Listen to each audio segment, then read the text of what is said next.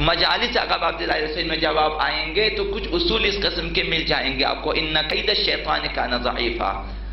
دشمنوں کے منصوبے دیکھنے میں آپ کو بہت دیر پا مضبوط اور کامیاب ہوتے نظر آئیں گے، لیکن ناکام ہوتے ہیں. عالمی استکباری طاقتوں کے نقشے سالہ سال سے تشیع کے خلاف جاری ہیں اور لاکھوں کروڑوں ڈالر خرچ کیے جاتے ہیں کہ تشیع کو خراب کیا جائے، ختم کیا جائے، لیکن 10 دنوں میں تشیع زندہ ہو جاتا ہے. اہل بیت کا برنامہ، اہل بیت کی تحریک ہے کہ 10 دن معجزہ نہیں تو کیا ہے کہ 10 دنوں میں لاکھوں خطبے دیتے ہیں بیک وقت، کروڑوں انسان بیک وقت خطبے سن رہے ہوتے ہیں اور حسین کا تذکرہ پوری دنیا میں ہو رہا ہوتا ہے. انہی 10 دنوں میں استکبار کے تمام نقشے ناکام ہو جاتے ہیں. سال بھر کی کوششیں ان کی ضائع ہو جاتی ہیں. سال بھر میں جتنے جوانوں کو خراب کر دیتے ہیں اس سے کہیں زیادہ جوان حسینیت کی طرف ہیں. انہی 10 دنوں میں یا انہی 2 مہینوں میں زیادہ سے زیادہ محرم و سفر میں. یہ معجزہ نہیں کہ عاشور کے دن اول محرم سے کم از کم 10 محرم تک آپ دیکھیں پوری دنیا میں لاکھوں خطبہ، لاکھوں مبلغین بیک وقت تقریباً ایک ہی وقت میں سخنرانی کرتے ہیں، تقریر کرتے ہیں، مصائب آقا عبداللہ حسین. کروڑوں انسان بیک وقت آقا عبداللہ حسین کے لیے رو رہے ہوتے ہیں. پوری دنیا میں کسی بھی حکومت کے سلسلے میں آپ یہ پیش نہیں کر سکتے. کروڑوں انسان بیک وقت ان کے بارے میں بول رہے ہیں، سن رہے ہیں، سمجھ رہے ہیں، بدل رہے ہیں، بن رہے ہیں. اربوں روپے بیک وقت خرچ کر رہے ہیں، دل کھول کے خرچ کریں. معجزہ ہے یہ. وہ سال بھر میں اپنے حکومتی بجٹ سے پیسے خرچتے ہیں، لیکن ہم 10 دنوں میں یا ان 2 مہینوں میں اپنے جیب خرچ میں سے دے دیتے ہیں. کوئی حکومتی بجٹ پاس نہیں ہوتا. پوری تاریخ ہے انسان میں، تاریخ اس دنیا کی تاریخ میں، عزاداری کی تاریخ میں اگر آپ دیکھیں کسی حکومت نے بجٹ دیا ہو محرم کے لیے کہ بجٹ پاس کریں اپنی حکومت میں کہ بھئی اتنے کروڑ روپے محرم کے لیے، کہ سب اپنے لوگ عزاداران آقا عبداللہ سے اپنے جیب سے دے دیتے ہیں اور اربوں روپے خرچتے ہیں. اس قدر کھلاتے ہیں کہ دیکھنے والے انکش بدندان وہ دیکھتے ہی رہ جاتے ہیں کہ آخری کیا سبب ہے. سال بھر میں کنجوسی کرنے والے محرم میں کنجوسی نہیں کرتے. یہ معجزہ ہے. سال بھر شاید آپ جائیں مانگیں آقا عبداللہ حسین کے نام پر بھی مانگیں، شاید آپ کو 100-200 روپے زیادہ نہ دیں. بہت سارے ایسے افراد ہوں گے، لیکن محرم میں وہ خرچتے ہیں، کھانے کھلاتے ہیں، دعوتیں ہوتی ہیں، بہت سارے خرچنے والے. معجزہ آقا عبداللہ حسین. یعنی اہل بیت نے آپ کو ایک برنامہ دیا، ایک پروگرام دیا، وہ اس طرح سے ہیں. بھئی کسی کو کچھ نہیں کہنا، کسی سے کچھ نہیں لینا، تم لوگ خود جمع ہو جائیں، ذکر اہل بیت کریں، حسینیت زندہ ہوتی ہے. وہ برنامے بناتے ہیں، لاکھوں کروڑوں ڈالر خرچتے ہیں اور ہزاروں افراد کو دہشت گرد بناتے ہیں. لاکھوں کروڑوں روپے کے بارود ان کے حوالے کر دیتے ہیں کہ جائیں ماریں. سال بھر کام کرتے ہیں پھر بھی ناکام. ان قید الشیطان کان ضعیفا. دشمن کے منصوبے ہمیشہ ناکام ہوتے ہیں، چونکہ دشمنوں میں ایک قسم کی بے وقوفی ہوتی ہے. دور رس ان کی نگاہیں کام نہیں کرتی. وہ اہل بیت کو اپنی طرح سمجھتے ہیں، اہل بیت کے برناموں کو اپنے برناموں کی طرح سمجھتے ہیں اور پھر چاہتے ہیں کہ ہم ان سے بہتر برنامے بنائیں، لیکن ناکام ہو جاتے ہیں. تو مجالس آقا عبداللہ حسین میں یہ بیداری مل جاتی ہے کہ دشمن ہمیشہ ناکام ہے، لیکن دشمنوں سے ہوشیار رہنا ہوتا ہے، دشمنوں کو سمجھنا ہوتا ہے. مجالس آقا عبداللہ حسین میں آپ آئیں گے کہ خداوند باطل کے ذریعے، حق کے ذریعے باطل کا سر پھوڑ دیتا ہے. یہ اصول خداوند متعال ہے. فرمایا کہ بل نقذف بالحق علی الباطل فیدمغه فاذا هو زاہق. یہ اصول قرآنی ہے. جو لوگ اگر ہم حق کے لیے قیام کریں تو ضرور بالضرور حق کی فتح ہو جاتی ہے. فرمایا کہ ہم حق کو باطل کے سر پہ دے مارتے ہیں اور اس کا سر پھوڑ دیتے ہیں اور وہ نابود ہو جاتا ہے. اس طرح سے خداوند متعال نے بیان بل نقذف بالحق علی الباطل، ہم حق کو باطل کے سر پہ دے مارتے ہیں، فیدمغہ، اس کے دماغ کو ہم کچل دیتے ہیں۔ مومنین کے لیے صرف قیام کرنے کی ضرورت ہوتی ہے، تمام تر تائید خداوند متعال کی طرف سے آئے گی۔ ہمیں اٹھنا ہوتا ہے، قیام کرنا ہوتا ہے، ہمیں نیت کرنی ہوتی ہے، ارادہ کرنا ہوتا ہے، ہمیں ایک خالصانہ نیت اور ارادے کے ساتھ اٹھنا ہوتا ہے، پھر خداوند متعال خود بخود جو ہیں ہمارے لیے راہیں ہموار کر دیتا ہے۔ جو بھی ہماری راہ میں جہاد کرتا ہے، کوشش کرتا ہے، لنہدینہم سبلنا، ہم اپنی راہ انہیں دکھا دیتے ہیں۔ ان تنصروا اللہ ینصرکم، تم اگر خدا کی نصرت کرو گے خدا تمہاری مدد کرے گا، یہ قانون الہی ہے۔ ہم نصرت دین خدا کے لیے اٹھیں، خداوند ضرور بھی ضرور ہماری نصرت کرو، ہم کامیاب ہو جائیں گے۔ مجالس آقا باب علیہ وسلم میں ایسے بہت سارے اصول آپ کو مل جائیں گے۔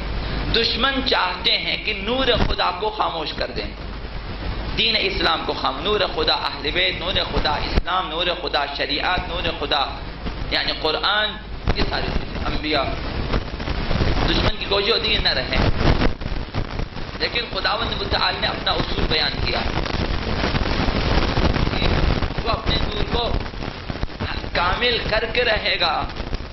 یریدون لیطفئوا نور اللہ بافواہہم واللہ متم نورہ، دشمن چاہتے ہیں کہ نور خدا کو خاموش کر دیں، لیکن خداوند یہ فیصلہ کر چکا ہے خدا نے کہ وہ اپنے نور کو کامل کر کے ہی رہے گا، بجھنے نہیں دے گا کبھی۔ آپ نور اسلام لے کر، نور ایمان لے کر، نور قرآن لے کر آپ نکلیں، کبھی بھی وہ نورانیت ختم نہیں ہو سکتی۔ یہ سب ہمارے لیے فتح و کامرانی کی نوید ہے، مجالس آقا عبداللہ حسین کی برکت سے۔ یریدون لیطفئوا نور اللہ بافواہہم واللہ متم نورہ ولو کرہ الکافرون، اگرچہ کافروں کو برا لگے، اچھا نہ لگے، تب بھی خداوند نور اسلام کو، نور قرآن کو کامل کر کے ہی رہے گا۔ روایات کے مطابق تمام انبیاء، تمام اوصیاء، فرشتے، تمام اہل بیت نے آقا عبداللہ حسین پہ گریہ کیا، ان کی عزاداری کی۔ ہم اہل بیت اور انبیاء کے ساتھ ہم آہنگ ہونا چاہتے ہیں۔ جب آپ عزاداری کے لیے آ جاتے ہیں اپنے گھر سے اس نیت کے ساتھ کہ میں مجلس آقا عبداللہ حسین میں جاؤں گا، عزاداری آقا عبداللہ حسین کے لیے جاؤں گا، تو آپ اہل بیت کے ساتھ ہم قدم ہو رہے ہیں، انبیاء کے ساتھ ہم آہنگ ہو رہے ہیں کہ وہ عزاداری جو حضرت آدم نے کی، جو حضرت موسیٰ نے کی، جو حضرت عیسیٰ نے کی، جو پیغمبر خاتم نے کی، وہ جو اہل بیت نے عزاداری کی، میں اسی عزاداری کے لیے جا رہا ہوں۔ یہ انبیاء کا ساتھ دینا ہے عزاداری آقا عبداللہ حسین، یہ اہل بیت کا ساتھ دینا ہے۔ گریہ عزاداری پہ زور دیا ہے اہل بیت نے کہ رولیں رولیں رولیں، فَلْيَبْكِ الْبَاقُ، رونے والوں کو رونا چاہیے، وَلْيَنْدُبِ النَّاسُ، رضا کرنے والوں کو رضا کرنا چاہیے، حَتَّى وَيَضِجَّ الضَّاجُّونَ، چیخنے والوں کو چیخنا چاہیے، وَيَعِجَّ الْعَاجُّونَ، فریاد کرنے والوں کو فریاد کرنا چاہیے۔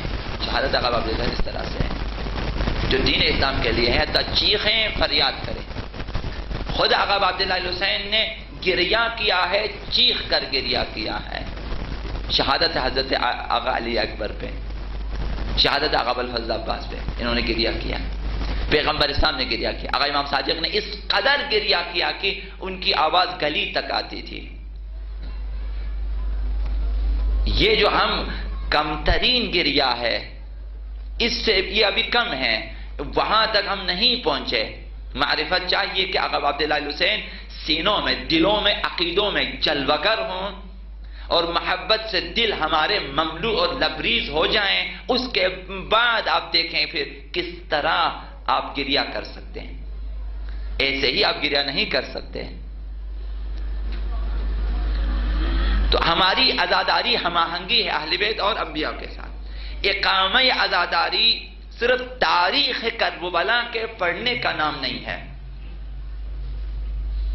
اقامہ عزاداری اقامہ نماز کی طرح خاص شرائط اور خاص توجہ کی ضرورت ہوتی ہے عزاداری میں، جس طرح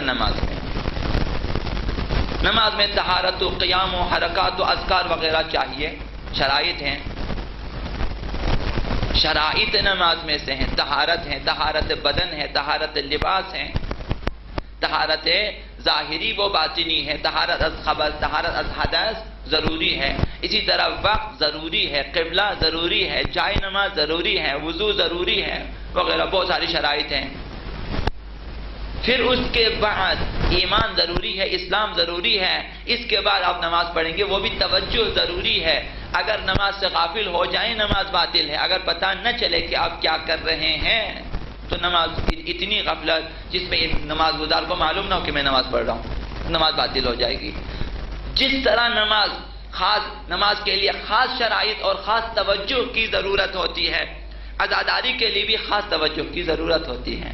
آقا عبداللہ حسین کی طرف توجہ ہوں، روایات کی طرف توجہ ہوں، اہداف عزاداری کی طرف توجہ ہوں۔ دیکھیں کہ ہماری عزاداری سے کسی کی دل آزاری تو نہیں ہوتی۔ عزاداری برائے دل آزاری گناہ ہے کہ اس قدر ہم جو ہیں اپنے دوسرے مکاتب والوں کے بارے میں اس قدر باتیں کریں کہ ان کی اس قدر دل آزاری ہو جائے، اور ان کی دل آزاری کی خاطر شاید ہم اہل بیت کو بھی آزردہ کر دیتے ہیں۔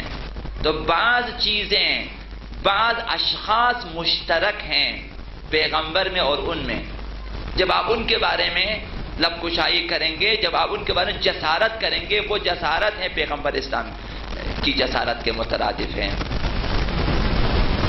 تو بعض چیزوں میں احتیاط کرنے کی ضرورت ہوتی ہے، بعض شخصیات کے بارے میں باتیں دیکھ کر کرنی ہوتی ہے۔ کہیں اس شخصیت کو جو کہ بظاہر جو ہے ہمارے لیے کوئی اچھی شخصیت نہیں ہے، ہم نے اس کے بارے میں جو ہے بری بری باتیں شروع کر دی، اب وہ کسی طرح سے منسوب ہے پیغمبر اسلام سے یا اہل بیت سے، چونکہ پیغمبر اسلام سے منسوب ہیں، ان کے ساتھ ان کی رشتہ داری ہے یا ان کے ساتھ ان کا ایک خاص جو ہے چیزیں کر کے افراد ہیں یا ناموس ہیں۔ تو انبیاء کے ناموس کے بارے میں فقہا کا فتویٰ کیا ہے کہ کسی بھی قسم کی اہانت حرام ہے، اگرچہ وہ اچھی خاتون نہ بھی ہو۔ تو عزاداری اگر برائے دل آزاری ہو تب بھی مفید نہیں ہے۔ تو لہذا نماز کی ذرا شرائط کا خیال رکھنا ہوتا ہے۔ یہی نماز اگر غصبی جگہ پہ پڑھی جائے تو باطل ہے، یہی نماز اگر کسی کی دل آزاری کے لیے پڑھی جائے تو باطل ہے، اسی طرح سے عزاداری بھی۔ لہذا عزاداری کے لیے نماز کی طرح اگر شرائط کا خیال رکھا جائے، طہارت کا بھی اگر خیال رکھا جائے، جب رخ بیٹھنے کا یا دائرے میں بیٹھنے کا جو آداب ہیں محفل کے حوالے سے اگر ان کا لحاظ رکھا جائے، وقت کا لحاظ رکھا جائے، ہمسایوں کا لحاظ رکھا جائے، جوانوں کا لحاظ رکھا جائے، تو عزاداری پھر بہت بڑی بات ہوتی ہے۔ انہی تمام شرائط کو نکالیں، جس کی دل آزاری ہونی ہے تو ہو جائیں، جسے برا لگے تو لگے، جسے اچھا لگے تو اچھا لگے، ہمیں ہمسایوں سے کیا ہے، ہم نے صرف عزاداری کرنی ہے، نماز جائے تو جائے، ہمیں اس کی فکر نہیں ہے، اذان ہوتی رہے یہاں پہ، جس قدر اذان کی آواز بلند ہوتی جائے، یہ نوحے کی آواز بلند کرتا جائیں کہ دیکھیں کہ اذان میں زیادہ پاور ہے یا نوحوں میں۔ تو یہ چیزیں دیکھیں خدا کے ساتھ مقابلے میں آئے ہیں، آپ خدا کے ساتھ عزاداری اگر عبداللہ حسین خدا کے مقابلے میں آ کر رہے ہیں۔ خداون اذان خدا کی طرف جب اذان ہوتی ہے یعنی عزاداری کا اب وقت ختم ہو چکا، اب نماز کا وقت ہے، خدا کی طرف سے ہیں۔ تو اب آقا امام حسین کو کی عزاداری کو نماز میں تبدیل کرنی چاہیے۔ اصل عزاداری یہ ہے کہ عین وقت میں نماز پڑھیں، اصل وقت میں نماز ادا کریں۔ اگر ان چیزوں کا خیال نہ رکھا جائے تو پھر عزاداری کا کوئی فائدہ نہیں ہوگا۔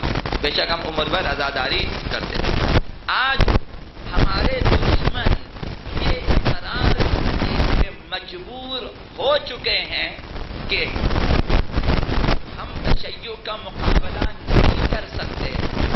یہ ان کے بڑے بڑے تھنک ٹینکس کے بیانات ہیں، ہم تشیع کا مقابلہ نہیں کر سکتے کیونکہ تشیع دو طاقتور پر رکھتے ہیں، پرواز کرتے ہیں۔ ایک سرخ پر ہے اور ایک سبز پر. سرخ پر شیعوں کے عاشوراء ہے اور سبز پر ان کے لیے انتظار آقا امام زمان علیہ الصلوۃ والسلام.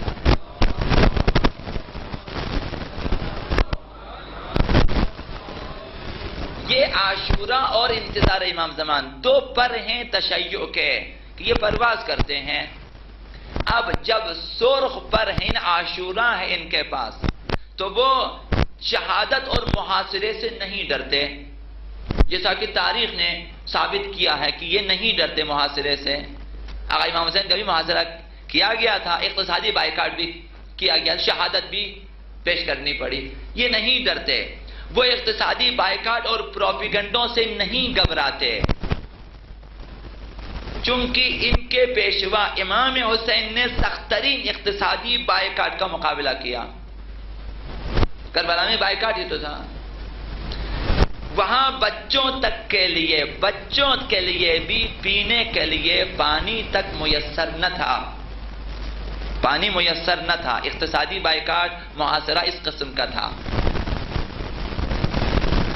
ان کا محاصرہ اتنا سخت تھا کہ 72 افراد 30,000 کے لشکر کے محاصرے میں تھے. 72 افراد 30,000 افراد نے گھیر لیا انہیں. محاصرہ اتنا سخت تھا حتیٰ آقا امام حسین کی آواز نہیں سن سکتے تھے لوگ، اس قدر شور و غل تھا. جب 30,000 لشکر گھیر لیں، اگر وہ ایک چھوٹی سی ہلکی سی آواز میں بولنا شروع کر 30,000 افراد میدان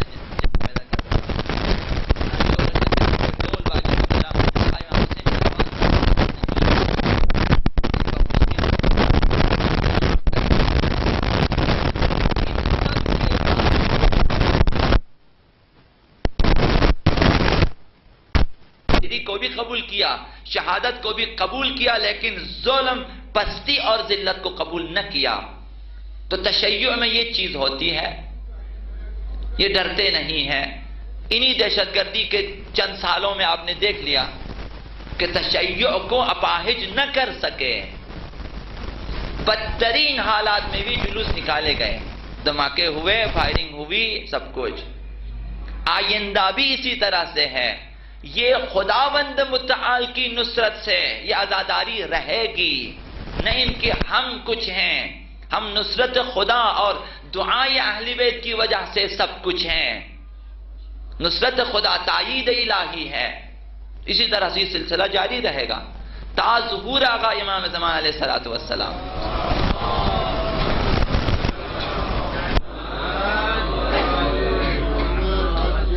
یہ پر ہیں، عاشوراء ایک پر ہے اور پھر انتظار ایک پر ہے.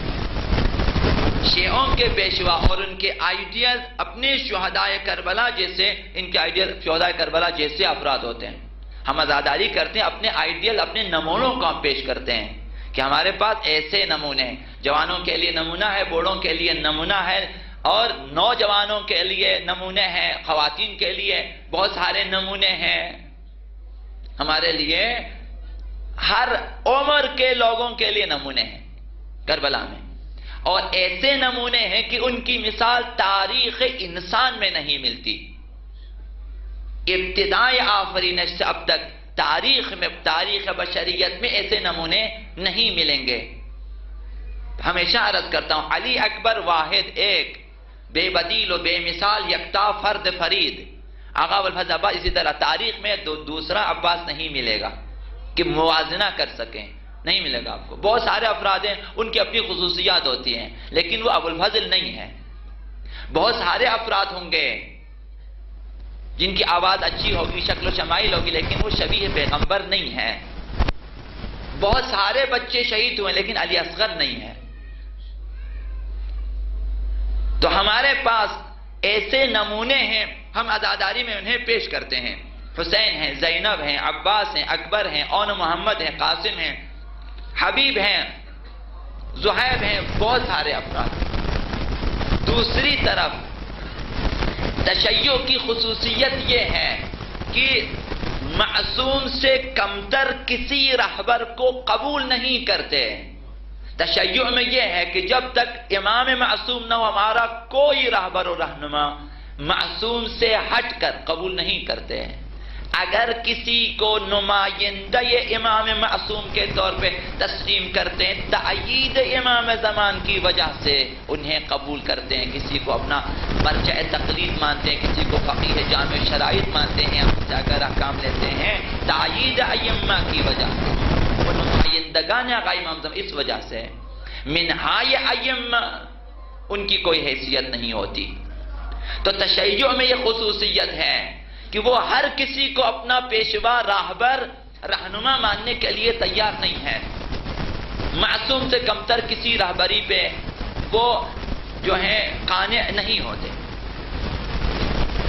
کرۂ زمین پہ عمومی عدالت کے سوا جزوی عدالت اور جزوی انصاف پہ قناعت نہیں کرتے۔ تشیع کا نعرہ یہ ہے کہ سراسر ہستی پہ حکومت عدل جہانی اہل بیت قائم ہو جائے۔ ہم نہیں چاہتے کہ صرف ایک خطے میں آپ شریعت نافذ کریں، باقی خطوں باقی جو ہیں علاقوں سے باقی آپ ان سے واسطہ نہ رکھیں، نہ، ہم نہیں چاہتے۔ ہم اصلاً جغرافیائی حدود میں اسلام نہیں چاہتے۔ ہم چاہتے ہیں کہ جب اسلام نافذ ہونے تمام جغرافیائی حدود ختم ہو جائیں۔ لہذا فلسطین ہمارا ہے، کشمیر ہمارا ہے، عراق ہمارا ہے، لبنان ہمارا ہے، یمن ہمارا ہے، کویت ہم بحرین ہمارا ہے۔ ہم کسی جغرافیائی حدود میں اسلام نہیں چاہتے۔ آقا عبداللہ حسین جغرافیائی حدود سے نکل کے گئے ہیں، مدینے سے نکل کے گئے ہیں، مکے سے نکل کے گئے ہیں، کوفہ سے گئے ہیں، جا کے عراق میں آئے ہیں۔ جغرافیائی حدود میں اپنے شہر میں رہنا نہیں چاہتے۔ تو تشیع کی یہ چند خصوصیات ہوتی ہیں، معصوم سے کمتر کوئی رہبر نہ ہو، اور سراسر ہستی پہ حکومت عدل جہانی سے کے علاوہ کوئی جزوی جو ہے عدالت والی حکومت قائم نہ ہو۔ اگرچہ ہو جائیں وہ جزوی طور پر اور جو ہیں وقتی طور پر ہیں۔ اگر کہیں حکومت قائم ہو جائے، حکومت عدل الہی یا حکومت اہل بیت، وہ مقدمہ ہے کہ سراسر ہستی پہ اسلامی حکومت قائم ہو جائے۔ اگر آپ کے مملکت میں بالفرض اگر اہل بیت کی حکومت قائم ہو جائے، آپ کہیں بس اور ہمیں نہ کشمیر سے کوئی غرض ہے، نہ دوسرے مسلمانوں سے، نہ دوسرے ممالک سے، نہ دوسرے شہروں سے، نہ، ایسا نہیں ہے۔ ہم جہاں بھی ہیں ایک ہیں۔ ہم بحرین کے مظلوموں کے لیے بھی فریاد کریں گے، ہم فلسطین کے مظلوموں کے لیے بھی ہم فریاد کریں گے، ہم عراق کے مظلوموں کے لیے بھی ہم یہاں سے آواز بلند کریں گے، ہم یمن کے مظلوموں کے لیے بھی۔ ہمارے لیے شیعہ ہونا، سنی ہونا بے معنی ہے۔ تمام مظلوموں کے حق میں ہم فریاد بلند، اگرچہ مسلمان نہ بھی ہو ہم فریاد بلند کریں گے کہ ظلم نہیں ہونی چاہیے کسی بھی ملک میں، کسی بھی سرزمین پہ۔ تشیع کی فریاد یہ ہے۔ معصوم کی حکومت کے علاوہ کسی کی حکومت کو تسلیم نہیں کرتے۔ حق حکومت صرف معصومین کو حاصل ہے، یا نبی ہوں یا امام، یا پھر ایسے اشخاص ہوں جنہیں اہل بیت کی تائید حاصل ہو، ورنہ ہر کسی کی حکومت غاصبانہ ہے۔ تشیع کے نظریات اس طرح کے ہیں۔ یہ لوگ اسی معصوم امام اور رہبر کے انتظار میں ہیں کہ وہ آ جائیں اور سراسر ہستی پہ حکومت اہل بیت نافذ کریں۔ ہم اسی کے انتظار میں ہیں۔ یہ دوسرا پر ہے۔ تشیع کا اپنے علماء اور فقہا سے عقیدت اور اہل بیت عقیدت ہیں اور محبت ہیں اور اطاعت ہیں، تو اس لیے ہیں کہ یہ لوگ اپنے معصوم پیشوا کے نائب ہیں۔ ہم اپنے علاقے میں کسی عالم کو نہیں تلاش کرتے کہ حتماً ہماری زبان بولنے والا عالم ہو، حتماً ہمارے علاقے کا ہو، حتماً ہماری شکل و صورت کو نہ، جہاں بھی ہو، چاہے لبنان میں ہو، اگر وہ نمائندہ آقا امام زمان ہے ہمارے لیے قابل احترام اور ہم اطاعت کریں، چاہے وہ عراق میں ہو، چاہے وہ ایران میں ہو، چاہے وہ ہندوستان میں ہو، فرق نہیں پڑتا ہمارے لیے، چاہے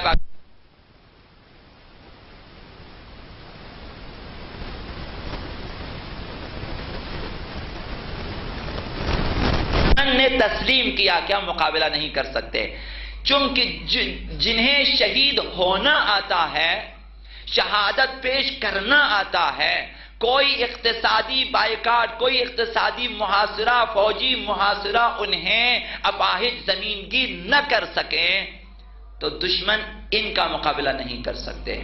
پیغمبر اسلام نے محاصرے میں کامیابی حاصل کی ہے، شعب ابو طالب محاصرے میں رہے، آقا امیر المومنین 25 سال گوشہ نشین ہو گئے، آقا امام حسن پہ انہوں نے پابندیاں لگا دی، آقا امام حسین کو اسی طرح سے کیا، آقا امام سجاد پہ انہوں نے پابندیاں لگا دی، محاصرے کیے زندانوں میں، لیکن ہم کامیاب ہیں، نہیں ڈرتے۔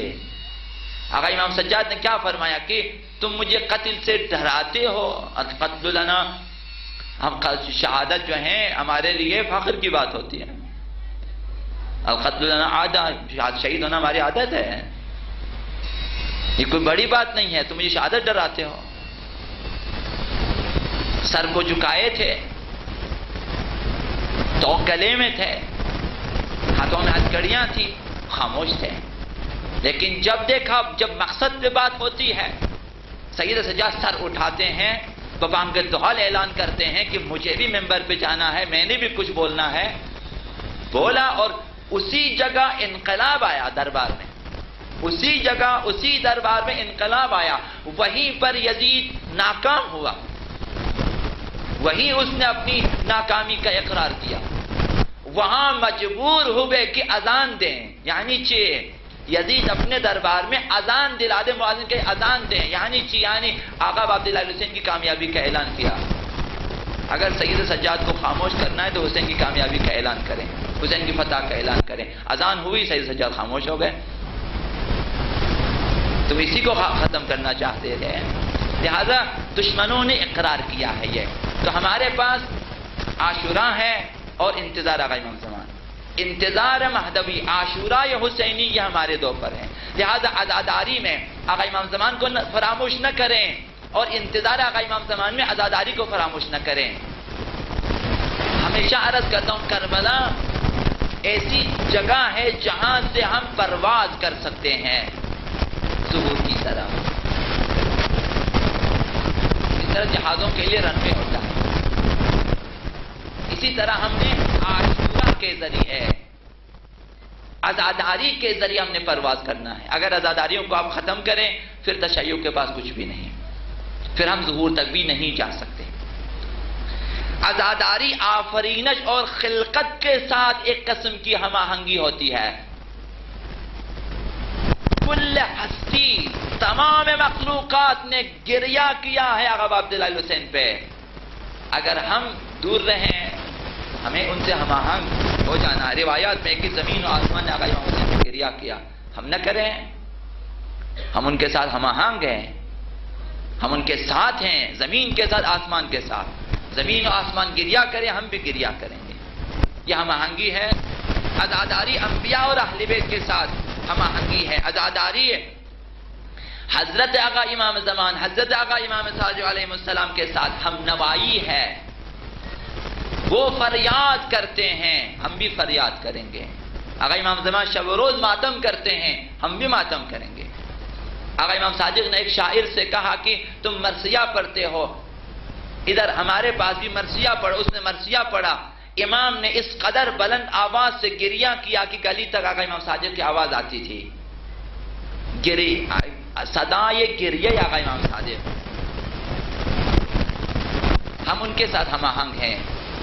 یعنی آپ جب آتے ہیں عزاداری کے لیے سمجھیں کہ ہم آقا امام صادق کے پاس جا رہے ہیں عزاداری کے لیے، ہم آقا امام زمان کے پاس جا رہے ہیں، ایسی مجلس میں جا رہے ہیں، تصور کریں کہ اس مجلس میں آقا امام زمان بیٹھے ہوئے عزاداری کر رہے ہیں، ہم اسی مجلس جا رہے ہیں، اس وقت آپ کو اندازہ ہوگا کہ آپ کی عزاداری کی قیمت کیا ہے۔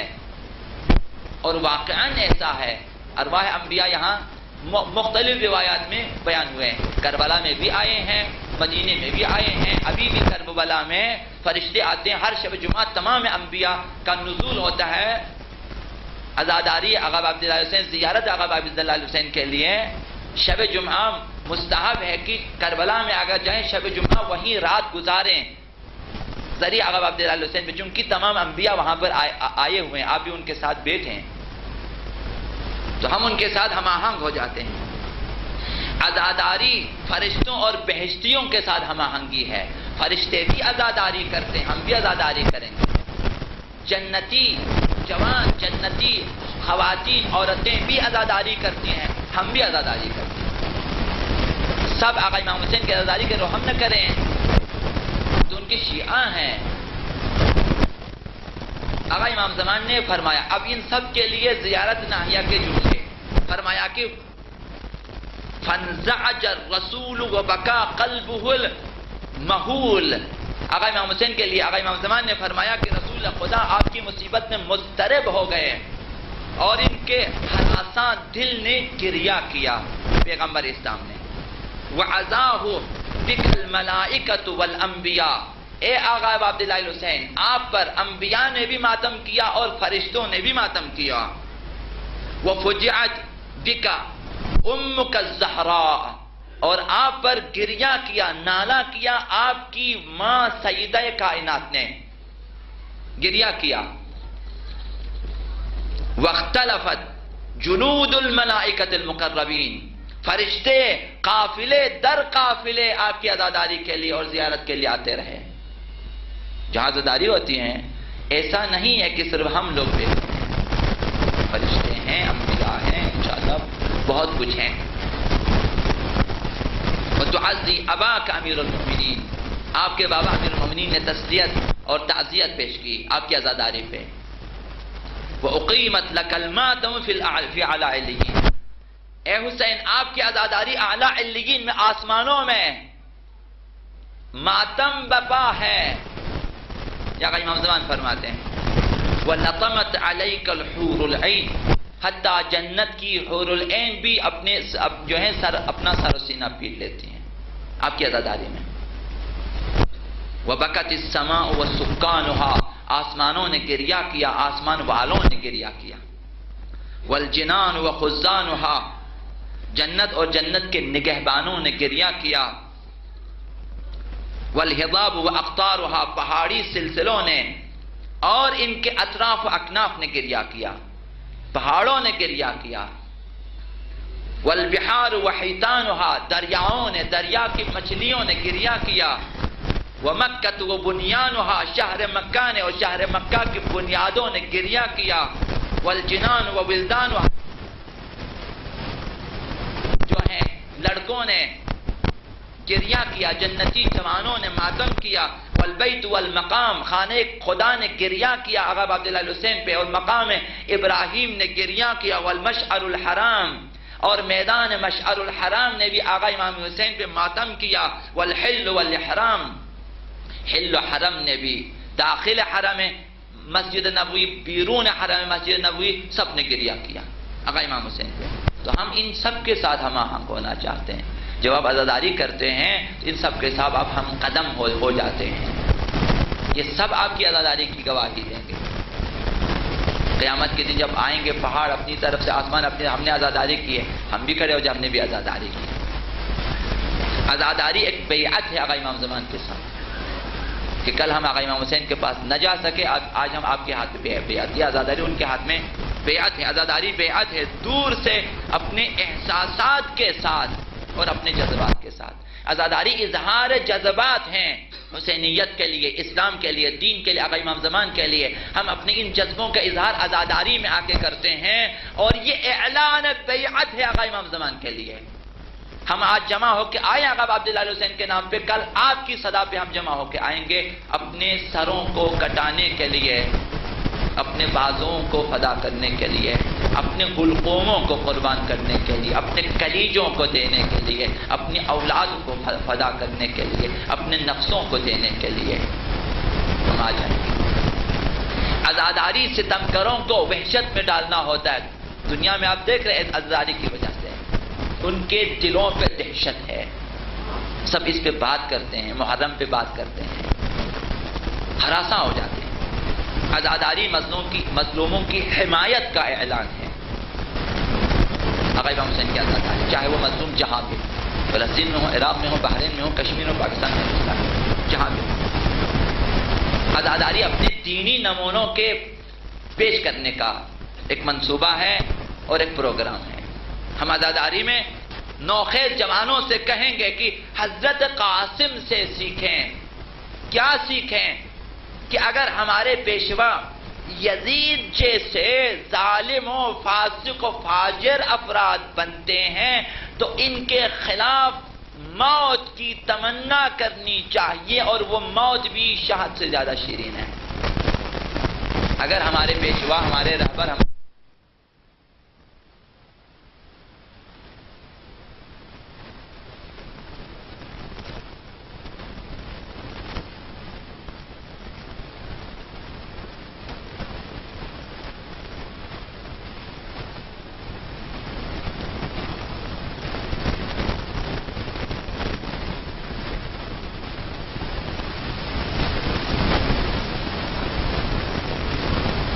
سے ہم کہیں گے کہ علی اکبر سے سیکھیں کہ اگر حق پر ہیں پھر ہمیں کسی چیز کی پرواہ نہیں کرنی چاہیے، اذن لا نبالی بالموت۔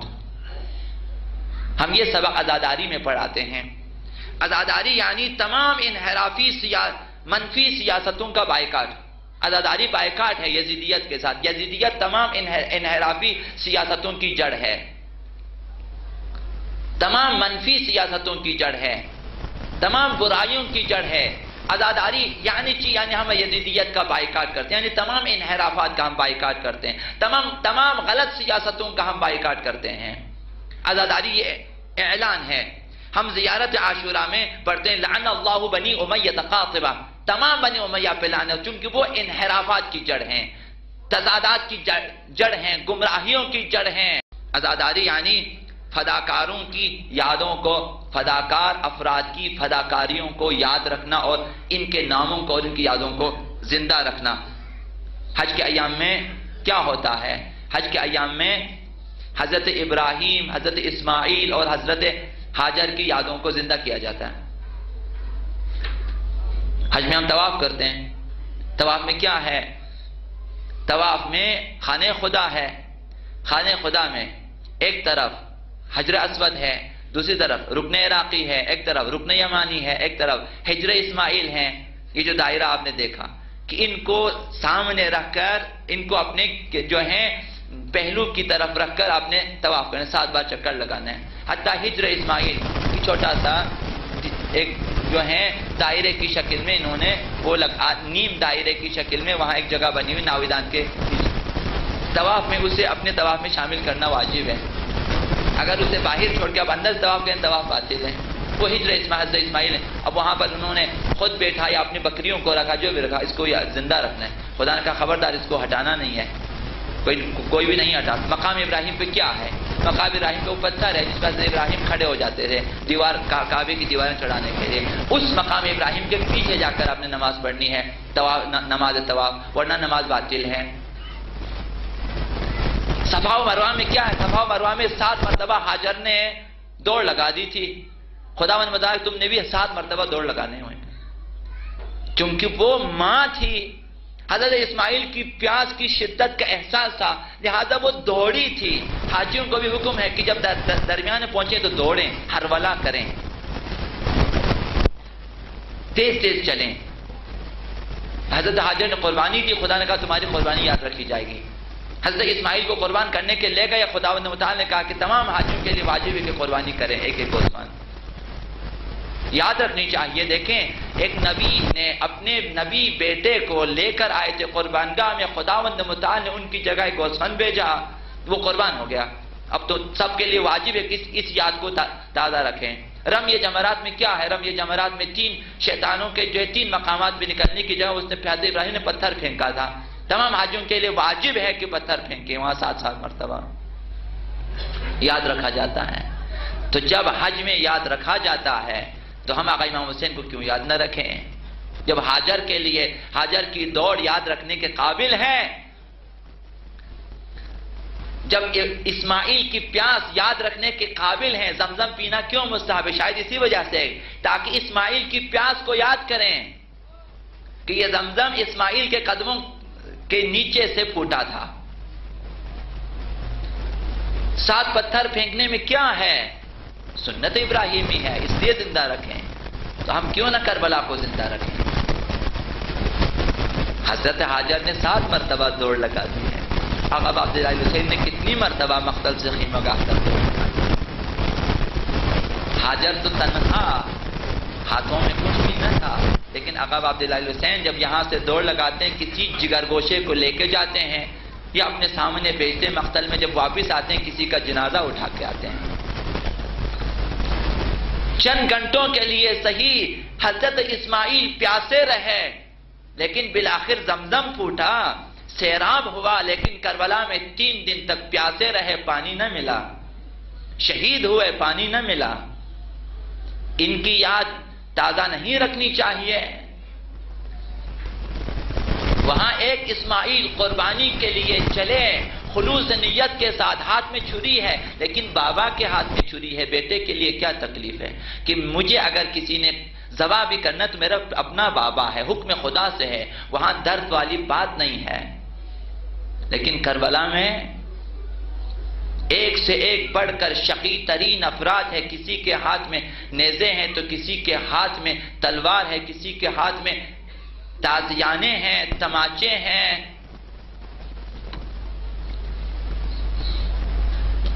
جس کے ہاتھ میں تلوار ہے اس کے ہاتھ میں پتھر ہے، جس کے ہاتھ میں پتھر بھی ہے اس کے ہاتھ میں لکڑی ہے، اور سب اہل بیت کی طرح۔ آقا امام حسین کی شہادت کے بارے میں پتہ ہے آپ کو، پتھر بھی لگے ہیں، تیر بھی لگے ہیں، نیزے بھی لگے ہیں، تلواریں بھی۔ ہم ان کی یاد کو تازہ نہ رکھیں۔ بالآخر اسماعیل قربان نہ ہوا، لیکن حسین کے سارے اسماعیل شہید ہوئے، وہ زیادہ یاد رکھنے کے قابل ہیں، وہ زیادہ یاد رکھنے کے قابل ہیں۔ مقام ابراہیم کو یاد رکھا جاتا ہے، ہم کربلا کو یاد نہ رکھیں، ہم اربعین کو یاد نہ رکھیں، ہم تلت نبیہ کو یاد نہ رکھیں، ہم بین الحرمین کو یاد نہ رکھیں۔ عزاداری یعنی یہ ہم آہنگی، عزاداری یعنی ان کی یاد کو تازہ، ایک ایک جزوی چیز کو بھی یاد رکھنی چاہیے، تازہ رکھنی چاہیے۔ علم کی حیثیت کیا ہے؟ ابوالفضل کی یاد منانی ہوتی ہمیں کہ یہ علم ان کے ہاتھوں میں تھا، جب تک ان کے بازو سلامت تھے یہ علم نہیں گرا تھا۔ عباس کی وفاداری کی نشانی ہے یہ علم، خلوص عباس کی نشانی ہے یہ۔ اس علم کے ساتھ کبھی مشکیزہ بھی ہوتا ہے۔ جب اسماعیل کی پیاس کو یاد کر کے تمام حاجی آب زمزم پی سکتے ہیں، ہم کربلا کے 40 بچوں کی یاد میں مشکیزے اپنے پاس رکھیں، مشکیزے بھریں، پانی بھریں، لوگوں کو پلا دیں تو کیا حرج ہے؟ ہم آج سبیل لگائیں گے تو علی اصغر کی یاد میں، جناب سکینہ کی یاد میں، جناب رقیہ کی یاد میں، حضرت عبداللہ کی یاد میں، ہم اون محمد کی یاد میں، طفلان مسلم کی یاد میں، آقا عبداللہ حسین کی یاد میں، سب کو آقا عبداللہ حسین کی فکر تھی، پیاس کی کہ آقا عبداللہ حسین پیاسے ہیں، حتیٰ کہ آخری وقت میں حضرت سکینہ نے بھی ذوالجناح سے یہی سوال کیا تھا کہ میرے بابا کو پانی پلا کے شہید کیا یا پیاسا شہید کیا؟